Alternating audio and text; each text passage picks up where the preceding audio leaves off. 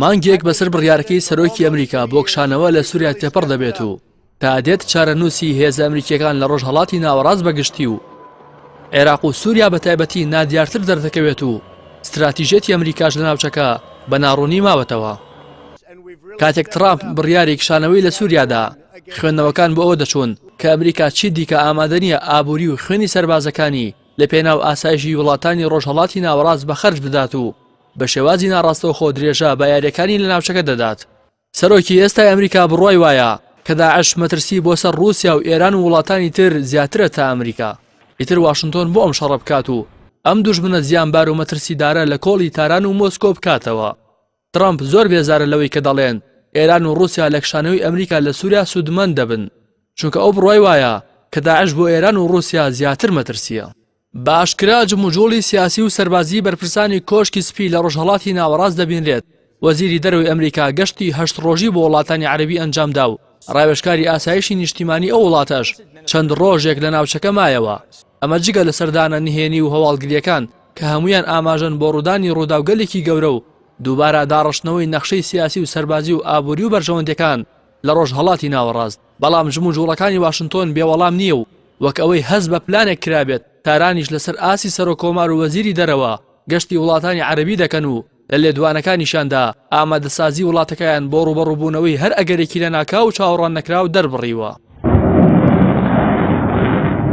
لە دوایین گۆڕانکاریەکاندا ناکۆکی و ململانەکانی ئێران و ئیسرائیل قۆناغێکی نوێی بەخۆوە بینیوە و ئیسرائیل بە بۆردومانکردنی بەشێک لە پێگە و بنکە سەربازیەکانی تاران لە دیمەشق پەیامی کۆتایی هاتنی ئارامگریان بە ئەمریکا دەدات. واشنگتۆنیش بەهێنانی هێزێکی زۆری سوپاکی بۆ کەرکووک و مووسڵ دەیەوێت تەل ئەبیب ئارام کاتەوە تا لەسەر سەبرگرتنی بەردەوام بێت و کارێک نەکات دۆخەکە تێک بدات.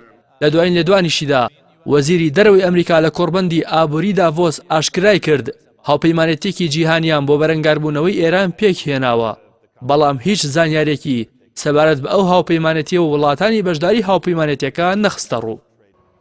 هاوکات بەپێی راپۆرتێکی ناوەندی فیرڵ بۆ توێژینەوە کە بنکەی سەرەکی لە ئەڵمانیایە کشانەوەی هێزەکانی ئەمریکا لە وڵاتانی دراوسێ و نزیک لە ئێران ئاماژەیەکن بۆ پلانێکی نوێ دژ بۆ وڵاتە کە خۆی لە لاوازکردن و دواتر گەمارۆدان و هێرشنە سەرتاران دەبینێتەوە.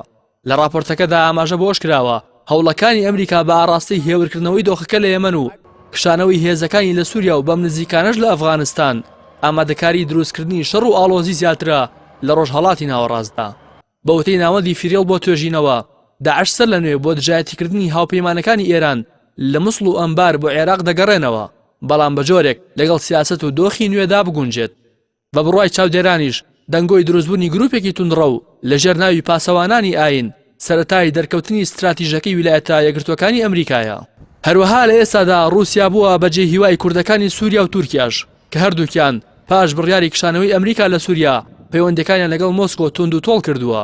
رووسیا لەلایەک نێوەندگیری حکومەتی سووریا و هەسەدە دەکات و لەلایەکی تریشەوە جەخت لە پاراستنی بەرژەوەندەکانی ئەنقەرە دەکاتەوە. هەرچی ئێرانە جەخت لەسەر هەژمونی خۆی لە یەمەن، عێراق، سووریا و لوبنان دەکاتەوە و گوێ لەو بۆچوونانە ناگرێت کە داوای پاشەکشەیان لێ کردووە، چونکە ئەوە قوڵایی سیاسی و ئەمنی و ئەسکەری و استراتیژی تارانە. هەموو ئەم شیکاریانە لە کاتێکدایە کە کشانەوەی ئەمریکا لە سووریا تەنها لە چوارچێوەی بڕیارێکی کۆشکی سپیدا ماوەتەوە و بەوتەی مۆسکۆ و هەسەدا تا ئێستا یەک سەربازی ئەمریکی لە وڵاتە نەکشاوەتەوە.